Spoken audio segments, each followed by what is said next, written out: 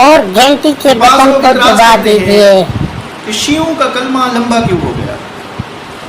ہم سب سے پہلے قرآن میں دیکھیں گے کہ قرآن اس کے متعلق کیا کہتا ہے، پھر ہم اس کے بعد حدیث کو دیکھیں گے کہ حدیث اس کے بارے میں کیا کہتی ہے۔ اللہ نے قرآن میں ارشاد فرمایا قالوا آمنا برب العالمین رب موسیٰ و ہارون۔ یہ اس وقت کا واقعہ ہے کہ جب حضرت موسیٰ علیہ السلام پہ جادوگر ایمان لے آئے تھے، اور ان جادوگروں نے جو کلمہ پڑھا تھا، قرآن مجید نے اس کلمے کو قیامت تک کے لیے محفوظ کر لیا ہے کہ ان کا کلمہ کیا تھا کہ ہم ایمان لے آئے اللہ پہ،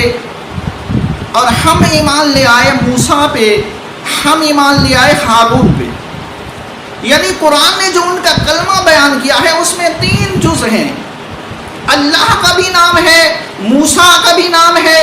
ہارون کا بھی نام ہے۔ اب آپ اس حدیث کو لے لیں کہ جو بخاری شریف میں بھی ہے، صحیح مسلم میں بھی ہے، ان دونوں کتابوں میں فضائل علی، فضائل امیر المومنین کے باب میں پہلی حدیث ہے، اور رسول اکرم نے ارشاد فرمایا اما ترضى ان اكون منی بمنزلۃ ہارون من موسیٰ الا انه لا نبی بعدی۔